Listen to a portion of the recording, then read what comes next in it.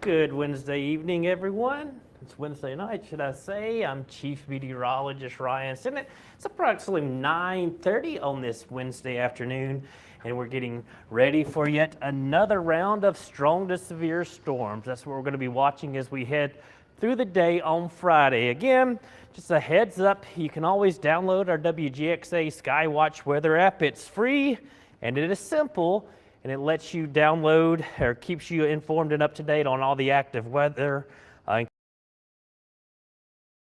including those watches and warnings that we're likely going to be having as we hit Friday afternoon into Friday evening. So that is what we're going to be watching with our next system. I'm going to break it down for you. And again, 48 hours still to watch this, or should I say just under 48 hours, so a lot can and will change with this forecast. But again, if you don't have our SKYWATCH weather app, you can scan that QR code right there, and it will, of course, download it for free for you. And again, get you ready for the upcoming severe weather threat. As we had a very active day on Tuesday, we're expecting an even more active day as we head towards Friday. So that is what we're watching, just getting a few things lined up real quick. And this will be a quick little weather hit, just giving you a general idea of what we're going to be seeing as we head throughout the next 12 to 24 hours. And then we get to the main event, which will be, of course, on Friday across middle Georgia. And again, the threat Friday looking to be more of a significant threat as far as the threat for possibly some tornadoes. So we'll keep an eye on that. But again, that's what we're going to be watching here in just a minute. So we are ready to go. I'm going to get this going for you across middle Georgia and just give you a heads up of what's coming and what we could be dealing with as we head through the day on Friday. Again, tomorrow's going to be a fine day. Don't worry about tomorrow, but we do have a new weather warn day. This is our second one this year and our second one this week, as we're going to be dealing with the threat for severe storms likely on Friday. Some tornadoes are expected. A few strong tornadoes, that's an EF2 plus or greater, are possible, and that's what we're going to be concerned with. And of course, damaging winds and maybe some more hail and also some flash flooding. The rainfall rates with this system not going to be as great as what they were when we dealt with Tuesday's system. So we're not expecting additional flooding, but if you look across middle Georgia, the rivers are in flood stage, the Oconee, the Ocmulgee, and of course the Flint River. So do keep that in mind. Any little bit more rain that goes into those will be flowing through them. But again, that's why we're going with a weather warn day on Friday, because we are going to be talking about the threat for those tornadoes across middle Georgia. And again, it starts off like this. It's our Friday weather maker. A potential severe weather outbreak is certainly possible, and we don't say outbreak very often, but that is looking like a possibility for us as we head through the afternoon and evening hours. We are going to see an increasing threat for tornadoes, and some of those tornadoes could be on the strong side. We always say a strong tornado is an EF2 plus or greater, and those are those violent long track tornadoes that can stay on the ground a long time and produce a lot of damage.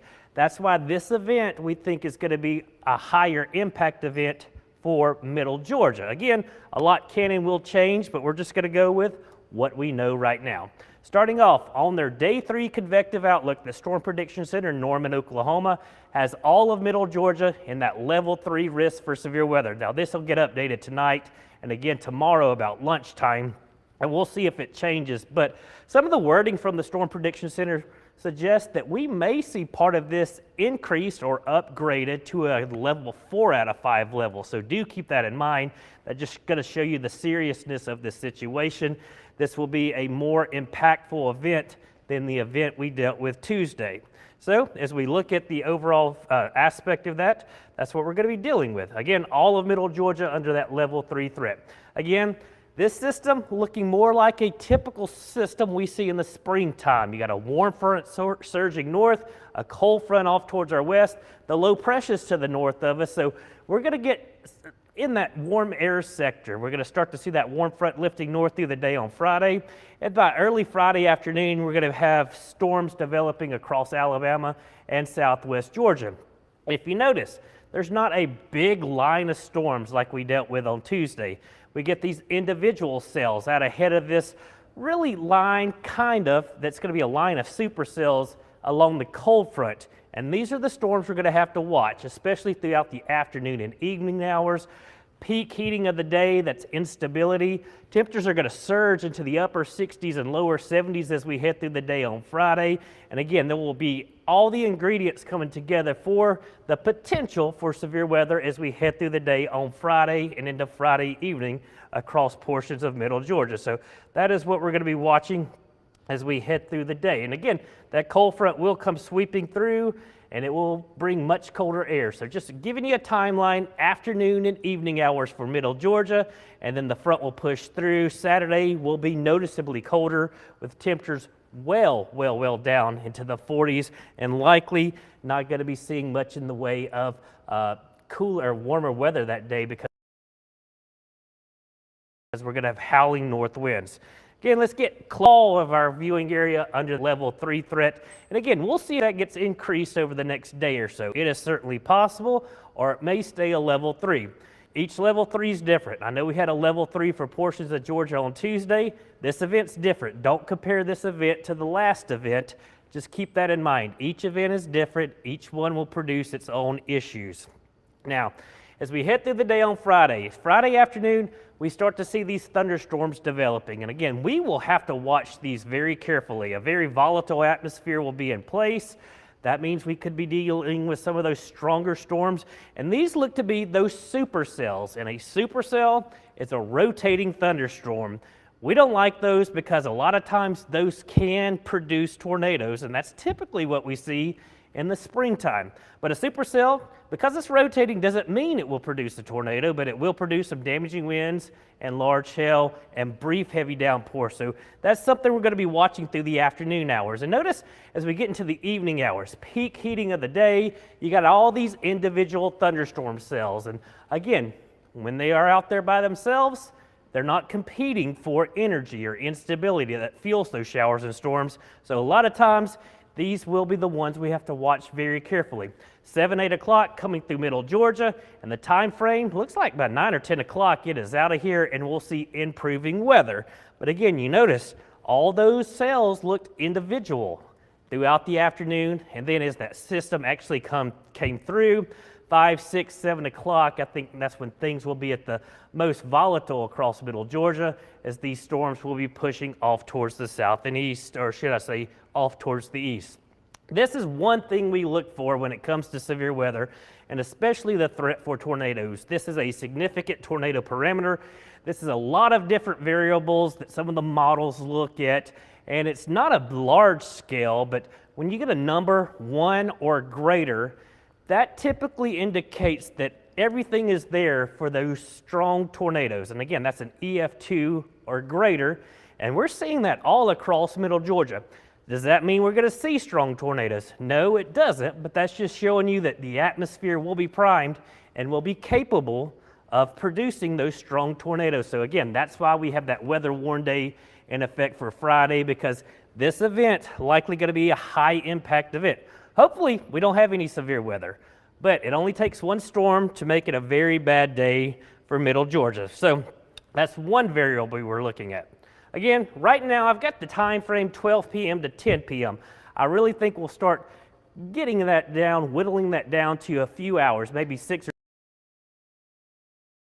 or 7 hours that we really got to pay attention and stay weather. Pretty significant threat for tornado and damaging winds. There could be some hail, like we saw this past week, especially in our southern counties, and flooding. Flooding, the rivers are high. We had tremendous amounts of rain with this event on Tuesday, 4 to 5 inches in many locations.